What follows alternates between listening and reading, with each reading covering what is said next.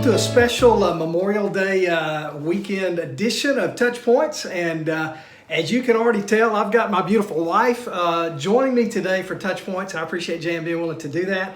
And so Jan, thank you. I'm going to interview her because she is the most patriotic person I know. And I just thought this would be a cool thing, and you guys would love to hear from her, and especially on Memorial Day. And so Jan, thank you so much for joining me. And Go ahead.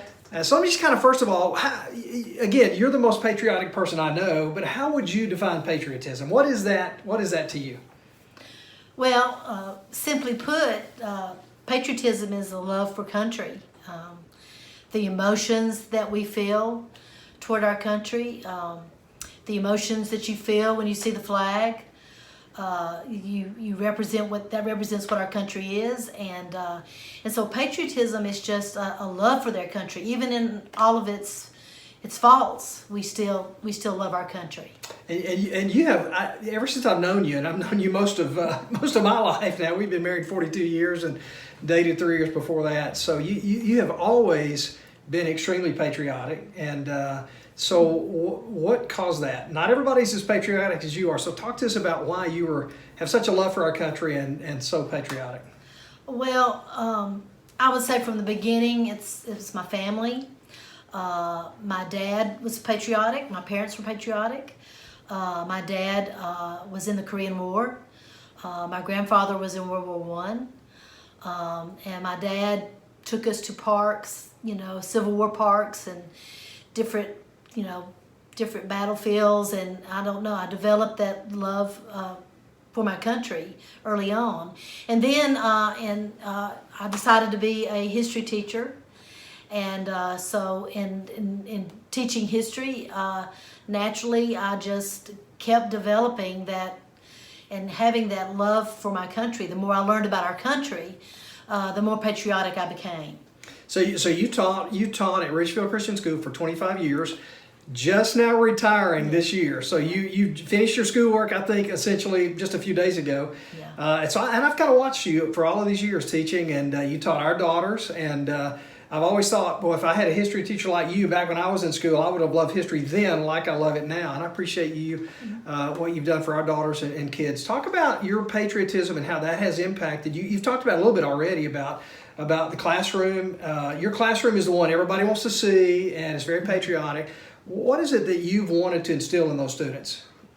Well, yes, my room, when you walk in, was red, white, and blue, and it has bunting in it, and just has America right across the wall, big across the wall. And so when the students come into my room, I wanted them to feel that patriotism right off, just from the feeling of the room.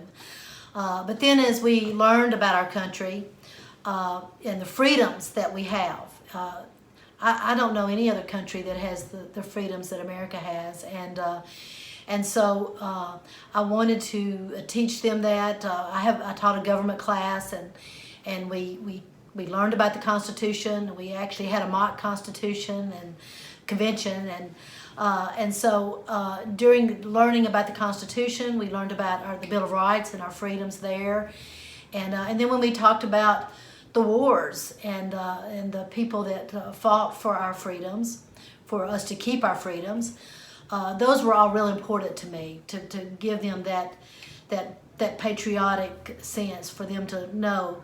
And then in Ridgefield, we were able to pray for our country every day, and that was a big thing as well. Hey, I'm going to surprise you now with a question I didn't tell you I was going to ask. What is your favorite era of history to teach? What do you like to teach the most?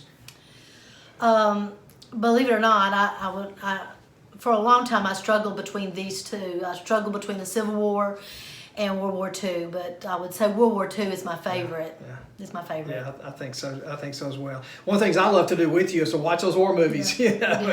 and to learn about those things. And so I appreciate that. Look, this is Memorial Day, and we have a lot of patriotic holidays. We got Independence Day coming up in July, then we've got Veterans Day in the fall, and other things. And I think a lot of people sort of lump all of those together, but they're not. They're different. No. So why don't you talk for a moment specifically about Memorial Day, and maybe you want to talk about the others too, but how is this different from the others? Well, Memorial Day remembers those that have fallen for our country, those that have died. And this came about as right after the Civil War. It used to be called Decoration Day.